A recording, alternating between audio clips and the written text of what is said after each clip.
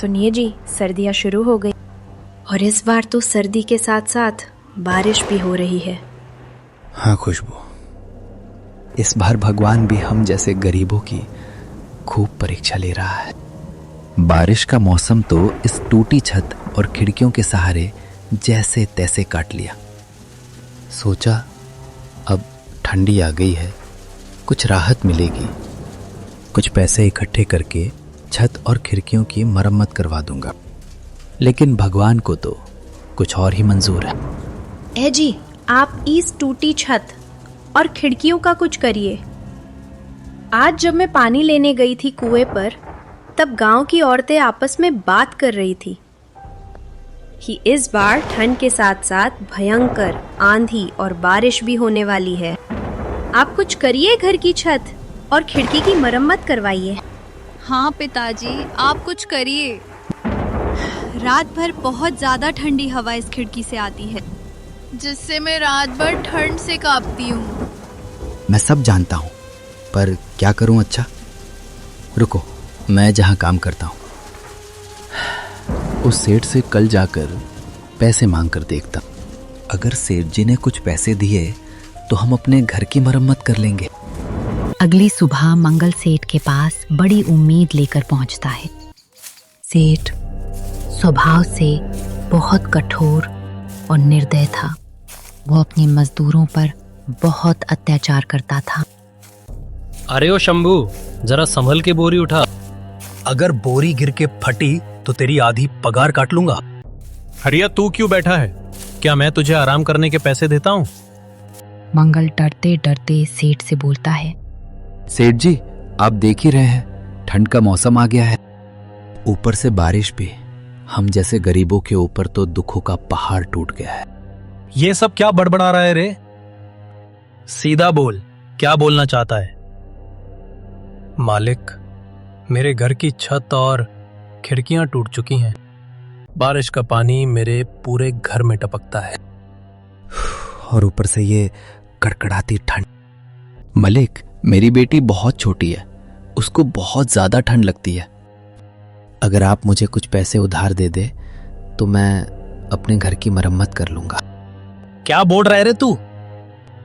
कल से तेरे को काम पर आने की कोई जरूरत नहीं है। मैं यहाँ पर कोई धर्मशाला नहीं खोल रखा हूँ जो सबको पैसे बांटता फिरूं। मालिक, ऐसा मत करिए, मैं तो आपसे मदद मांगने आया था और आप मेरी रोजी रोटी पर ही लात मार रहे हैं। मेरे बाल बच्चे भूखे मर जाएंगे।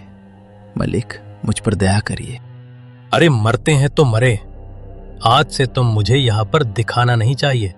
मैं तुझे काम से निकालता हूँ। मंगल वहां से दुखी मन से चल देता है। मंगल गांव में बहुत जगह कम ढूंढता है, लेकिन उसे कहीं भी कम नहीं मिलता।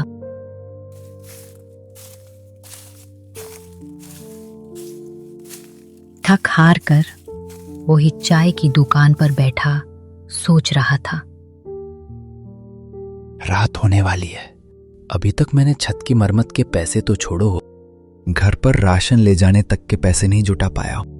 है भगवान, अब मैं क्या मुंह लेकर अपने घर जाऊंगा? तभी आसमान में चारों तरफ घने बादल और बिजली कड़कने लगती है। हे भगवान, मुझे जल्दी ही घर पहुंचना चाहिए। लगता है बहुत तेज आंधी और बारिश आने वाली है। खुशबू अकेले घर कैसे संभालेगी? मुझे जल्दी घर पहुंचना चाहिए। तभी धीरे धीरे बारिश होने लगती है। मंगल जल्दी जल्दी अपने घर की तरफ दौड़ता है। तभी जोरों की बारिश शुरू हो जाती है। हे भगवान, ये तो मुझ गरीब की कैसी परीक्षा ले रहा है। अभी क्या कम दुख भोग रहा था, जो तूने और दुख दे दिया। बारिश और हवाएं धीरे धीरे और तेज होने लगती हैं। ऐसा प्रतीत होने लगता है मानो कोई बड़ा तूफान आने वाला है। इतनी तेज बारिश और हवा चलने लगती है कि मंगल का चल पाना मुश्किल हो जाता है। वो एक पेड़ के नीचे बारिश कम होने का इंतजार करने लगता है। दूसरी तरफ मंगल की पत्नी और बेटी दोनों बहुत ज्यादा घबरा जाती हैं। माँ, पिताजी कहाँ रह गए? मुझे बहुत डर लग रहा है। आ रहे होंगे बेटा, तू घबरा मत, मैं हूं ना तेरे पास। बारिश का पानी पूरा उनके घर के अंदर भर जाता है। हे भगवान, एक तो इतनी ठंड, ऊपर से बारिश और ठंडी हवा। मेरे तो हाथ पैर जम गए हैं, चलना भी मुश्किल हो गया है। घर पर मेरी गुड़िया और खुशबू मेरी राह देख रहे होंगे। मंगल बारिश और आंधी के थमने का बहुत देर तक इंतजार करता है, लेकिन बारिश और आंधी थी कि रुकने का नाम ही नहीं ले रही थी। चल मंगल, ये बारिश और आंधी का कोई भरोसा नहीं, पता नहीं ये रुकेगी या नहीं रुकेगी। इतना कहकर मंगल तेज बारिश में अपने घर की तरफ निकल जाता है। चारों तरफ केवल आंधी और बारिश का पानी ही दिखाई दे रहा था। बेचारा मंगल जैसे तैसे करके अपने घर पहुंचता है। घर पहुंचकर मंगल जो दिखता है वो देखकर वो दंग रह जाता है। घर में पूरा बारिश का पानी भर गया था। पानी घर की ऊंची ऊंची दीवारों तक पहुंच गया था। पिताजी, आप आ गए, मुझे बहुत डर लग रहा है।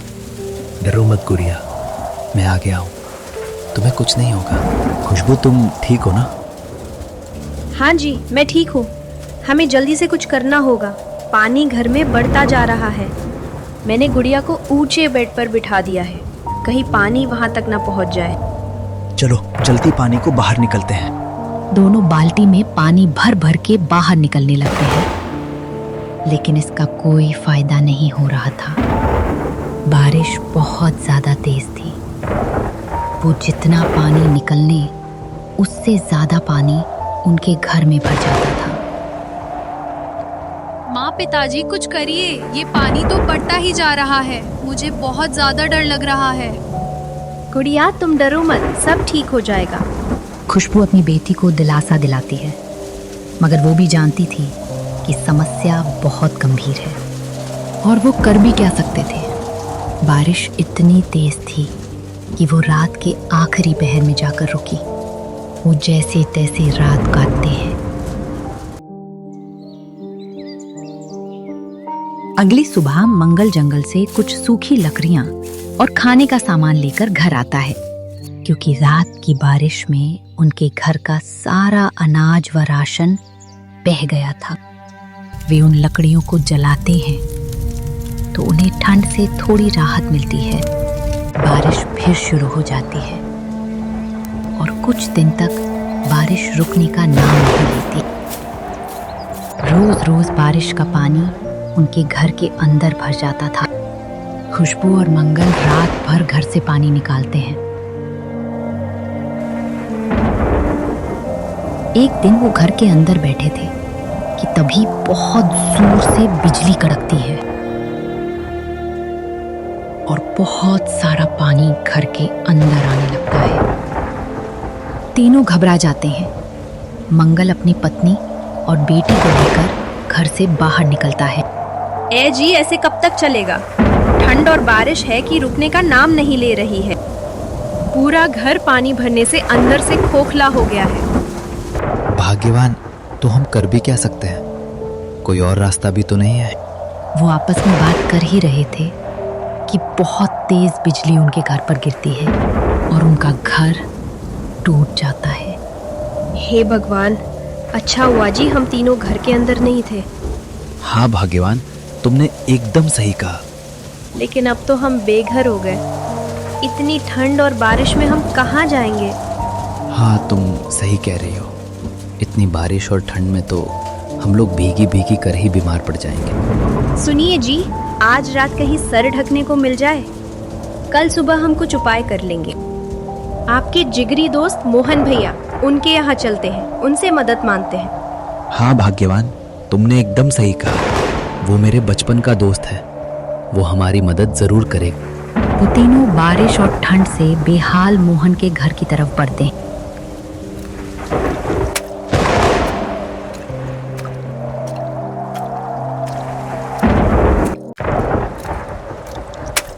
मंगल मोहन के घर का दरवाजा खटखटाता है। अरे इतनी तेज बारिश में कौन दरवाजा खटखटाता रहा है? अरे खाली बैठे बैठे बड़बड़ाओगे या जाकर दरवाजा भी खोलोगे? भाग्यवान में बैठा हूं तो तुमको क्या परेशानी है? तुम ज्यादा मत बोलो, चुपचाप पकौड़े बनाओ। मोहन उठता है और घर के बाहर देखता है। अरे मंगल, तू इतनी तेज बारिश और ठंड में पूरे परिवार के साथ यहाँ क्या कर रहा है? सब ठीक तो है ना? नहीं मोहन भाई, कुछ भी ठीक नहीं है। मोहन भाई, इतनी तेज बारिश और आंधी से मेरा घर टूट गया है। हम सड़क पर आ गए हैं। इतनी ठंड और बारिश में बीवी बच्चों को लेकर कहाँ जाता, इसलिए तेरे पास आ गया। आज की रात तो हम लोगों को सर ढकने के लिए अपने घर में जगह दे दे। कल सुबह होते ही हम लोग चले जाएंगे। देख भाई मोहन, तू मेरा दोस्त है, मैं तुझे अपने घर पर रखना चाहता हूँ, लेकिन तेरी भाभी इसके लिए नहीं मानेगी। और वैसे भी तू अकेला होता तो सोचता भी, लेकिन तेरा पूरा परिवार एक साथ माफ करना भाई। लेकिन तेरा पूरा परिवार एक साथ माफ करना भाई। मैं नहीं रख पाऊंगा तुझे अपने घर में। अरे मोहन, तू कैसी बात कर रहा है? मैं तेरे बचपन का दोस्त हूँ। मैंने भी तेरे बुरे वक्त में हमेशा तेरा साथ दिया, और आज मुझ पर मुसीबत पड़ी है तो तू मुंह फेर रहा है। ऐसा मत कर मोहन। मैं इतनी बारिश और ठंड में अपने पत्नी और बेटी को लेकर कहाँ जाऊंगा? मैं सब जान रहा हूं मंगल, लेकिन मैं तुझे अपने घर पर नहीं रख सकता। कोई और घर तलाश ले। इतना कहकर मोहन दरवाजा बंद कर देता है। क्या जी उन लोगों पर इतनी मुसीबत आई है और तुम उन लोगों के साथ ऐसा व्यवहार कर रहे हो? तुम चुप करो भाग्यवान, जाओ अपना काम करो। मंगल भैया ने भी तो तुम्हारे दुख में तुम्हारा साथ हमेशा साथ दिया है। अब जब उन पर मुसीबत आई तो तुम मुंह फेर रहे हो। अरे तो क्या मैं सबका ठेका ले रखा हूँ? वैसे भी मैं दोस्ती तब तक ही रखता हूँ जब तक मुझे सामने वाले से फायदा होता है। मंगल तो अब सड़क पर आ गया है, उससे दोस्ती करके अब कोई फायदा नहीं है। आप भगवान से डरिए, भगवान की कृपा से किसी की भी किस्मत कभी भी चमक सकती है। तुम जाओ जाकर पकौड़े बनाओ, फालतू की बात मत करो। इधर मोहन बरसात और ठंड में पकौड़ों के मजे ले रहा था, तो वही मोहन और उसका परिवार बारिश और ठंडा से बेहाल उसके घर के बाहर खड़ी थे। ए जी, आप तो बहुत रहते थे कि मोहन मेरे बचपन का दोस्त है, वो मेरी हमेशा मदद करेगा। अब क्या हुआ? छोड़ो खुशबू, बुरे वक्त में ही सबका पता चलता। माँ, पिताजी, मुझे बहुत ठंड लग रही है। मेरा सर बहुत तेज दर्द कर रहा है। खुशबू अपनी बेटी का सर छूकर देखी है तो वो चौंक जाती है। गुड़िया को तो बहुत तेज बुखार है, ठंड से कांप रही है, आप कुछ कीजिए।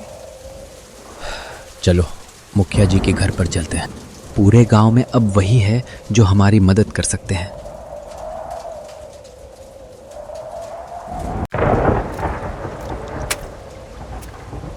वे तीनों जैसे तैसे मुखिया के घर पहुंचते हैं।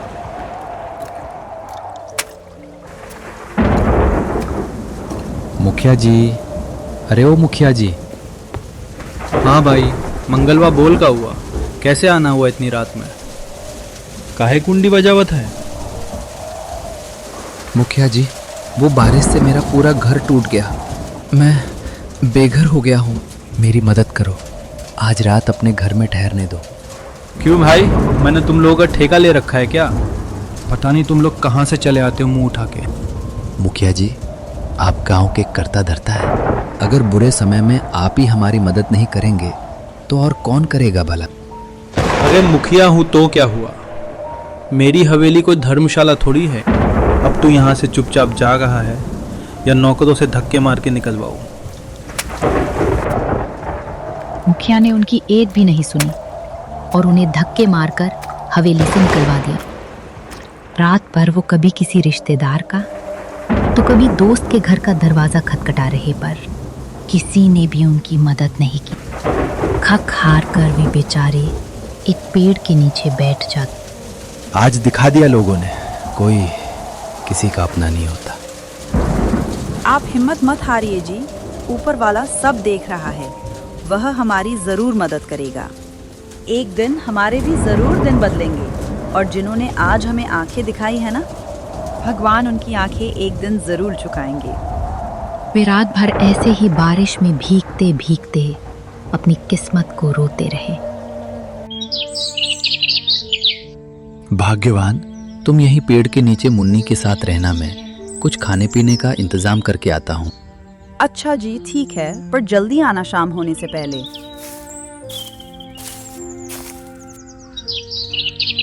मंगल अलाव जलाने के लिए लकड़ी और खाने पीने का सामान और मुन्नी की दवाई का इंतजाम करके आ जाता है। अब बारिश भी नहीं थी तो वो लोग आराम से उस पेड़ के नीचे ही रहने लगे।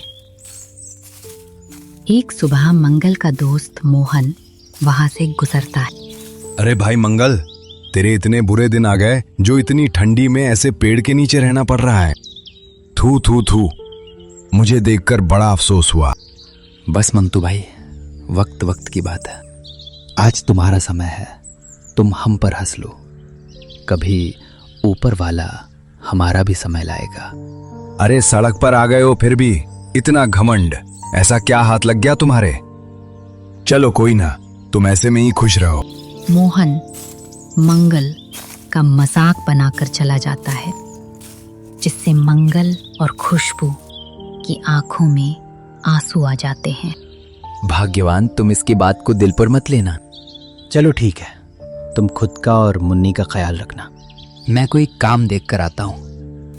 मंगल काम की तलाश में वहां से चल पड़ता है। वो गांव में बहुत जगह काम के बारे में पता करता है, लेकिन उसे कोई काम नहीं मिला। खुशबू और गुड़िया मेरा इंतजार कर रहे होंगे। मुझे जल्दी वापस लौटना चाहिए। जैसे ही लखन वापस लौट रहा था तो वो देखता है कि गांव के चौपाल पर लोगों की भीड़ लगी है। अरे भाई, क्या बात है? आज यहाँ ये इतने लोग इकट्ठे क्यों हो रहे हैं? भाई, वह बीकानेर वाले अमीर सेठ धनीराम है ना? वह गरीबों को ठंड में खाना और कंबल बांट रहे हैं। जाओ जाओ, तुम भी ले लो। ये सुनकर तो लखन के शरीर में जैसे नई जान आ जाती है। वो झट से लाइन में खड़ा हो जाता है और सेठ धनीराम से भोजन का पैकेट और कंबल लेकर वो फूला नहीं समाया। भगवान आपका भला करे सेठ जी, आपने गरीब की मदद करी। उस दिन मंगल की खुशी का ठिकाना नहीं था। वो कंबल ओढ़ता है तो उसे ठंड से राहत मिल जाती है। वो भगवान का धन्यवाद करते हुए तेज कदमों से अपने परिवार की तरफ चल पड़ता है। अजी, आ गए आप? और ये नया कंबल कहाँ से ले आए आज? अरे भाग्यवान, वो बीकानेर वाले अमीर सेठ धनीराम। वे गांव में जरूरतमंदों को कंबल और खाने का सामान बांट रहे थे, तो मैंने भी वहां से ले लिया। बापू, सही किया आपने। अब आपको भी ठंड नहीं लगेगी। हाँ जी मुन्नी, बिल्कुल सही कह रही है। आपको इस ठंडी में इस कंबल से कुछ तो राहत मिलेगी। मंगल और खुशबू आपस में ये सब बातें कर ही रहे थे कि तभी उनके पास एक बूढ़ा आदमी आता है। अरे बेटा, मैं 2 दिन से भूखा हूँ। मैंने कुछ नहीं खाया है, कुछ खाने को मिलेगा? हाँ हाँ, क्यों नहीं बाबा, आओ बैठो। मंगल को जो सेठ से थोड़ा बहुत खाना मिला था, वो अपनी और अपने परिवार की परवाह किए बिना उस बूढ़े आदमी को दे देता है। बेटा, तुम्हारा बहुत बहुत शुक्रिया जो तुमने इस सर्दी में इस गरीब को खाना दिया, वरना आजकल ऐसा कोई नहीं करता। लेकिन बेटा, मुझे ये बताओ, तुम सभी इतनी ठंडी में यहाँ सड़क किनारे क्या कर रहे हो? लखन उस बूढ़े आदमी को अपने साथ जो जो हुआ वो सारी बातें बताता है। अरे बेटा, तुम्हारे साथ तो बहुत बुरा हुआ। माफ करना, मैंने तो तुम्हारा सारा खाना भी खा लिया। अब इतनी ठंडी में तुम लोग क्या खाओगे? अरे बाबा जी, कोई बात नहीं, मदद करना तो हमारा कर्तव्य है। अरे बेटा, मैंने आज तक तुम जैसा निस्वार्थी आदमी नहीं देखा। तुमने अपनी और अपने परिवार की परवाह किए बिना मुझे भोजन दिया। मेरे पास तुमको देने के लिए ज्यादा कुछ तो नहीं है। इतना कहकर वो बूढ़ा आदमी अपनी झोली में से एक पोटली निकालकर लखन को देते हुए कहता है, बेटा, तुम दिल के बहुत अच्छे हो। ये लो, मेरी तरफ से एक छोटी सी भेंट, और इस गरीब का तुम्हें आशीर्वाद है। तुम जिस चीज को भी छू लोगे वो लोहे से भी मजबूत हो जाएगी। इतना कहकर वो बूढ़ा आदमी वहां से चला जाता है। क्या लगता है भाग्यवान, क्या हो सकता है इस पोटली? अजी वो बूढ़े बाबा तो बहुत ही गरीब लग रहे थे देखने में। वह भला हमें क्या ही दे सकते हैं? खोलकर देखते हैं तभी पता चलेगा। फिर मंगल और खुशबू उस घड़ी को खोलकर देखते हैं तो उसमें बहुत सारे सोने के सिक्के थे। मंगल और खुशबू की खुशी का तो कोई ठिकाना नहीं था। अरे बाप रे, इतने सारे सोने के सिक्के! हाँ जी, मुझे तो लगता है वो बूढ़े बाबा कोई साधारण इंसान नहीं थे। हाँ भाग्यवान, सही कहा तुमने। लगता है भगवान ने हमारी सुन ली। अब उनके दुख के दिन समाप्त होने वाले थे। लखन उन सोने के सिक्कों को बेचकर उनसे एक बहुत अच्छा घर बना लेता है। अब उसके पास ठंड और बारिश से बचने के लिए एक अच्छा घर था और वो खुद का एक छोटा सा कारोबार शुरू करता है, जिससे गांव के कुछ गरीबों को रोजगार भी मिल जाता है। कुछ दिन बीत जाते हैं। वो कहते हैं ना, समय बदलते देर नहीं लगती। एक दिन अचानक आसमान में काले बादल छा जाते हैं और हवाओं के साथ जोर जोर से बिजली कड़कने लगती है और देखते ही देखते भयंकर बारिश शुरू हो जाती है। भगवान का लाख लाख शुक्र है जो अब हमारे पास इस बारिश से बचने के लिए छत है। वे तीनों आज बहुत खुश थे। वहीं दूसरी ओर गांव में हाहाकार मच गया था। चारों ओर बस पानी ही पानी नजर आ रहा था। सबके घर बारिश से टूटकर पानी में बह गए थे। गांव का मुखिया, जिसका घर गांव में सबसे मजबूत था, वो भी इस बारिश में धराशायी हो गया था। मेरी तो इतनी मजबूत हवेली थी, वो भी टूट गई। हे भगवान, ये कैसा कहर है। तभी वहां एक दौड़ता हुआ आदमी आया और बोला, अरे सब लोग मंगल के घर चलो रे, अब केवल उसका ही घर बचा है। जल्दी चलो, नहीं तो हम सब लोग यहाँ डूब कर मर जाएंगे। चलो चलो, सब लोग इकट्ठा होकर मंगल के घर पहुंचते हैं। वे सब लोग देखकर हैरान हो जाते हैं, क्योंकि गांव के सबसे मजबूत घर भी टूट चुके थे। लेकिन लखन का घर अभी भी इस भयंकर बारिश और बाढ़ में सीना ताने ज्यों का त्यों खड़ा था। मंगल उन सभी को अपने घर में शरण देता है। वे सब आज बहुत शर्मिंदा थे, क्योंकि उनमें से किसी ने भी मंगल के बुरे वक्त में उसका साथ नहीं दिया था। मुझे माफ कर दो मंगल भाई, मैंने बुरे वक्त में तुम्हारी मदद नहीं करी। माफ कर दो मुझे। सब लोग मंगल से माफी मांगते हैं। उन्होंने मंगल के साथ बहुत गलत किया था, फिर भी वो सबको माफ कर देता है, क्योंकि वो बहुत नेक दिल इंसान था। कोई बात नहीं, मैंने आप सभी को माफ किया, लेकिन कभी भी किसी गरीब और असहाय के साथ ऐसा गलत नहीं करना चाहिए, क्योंकि ऊपर वाला सब देखता है।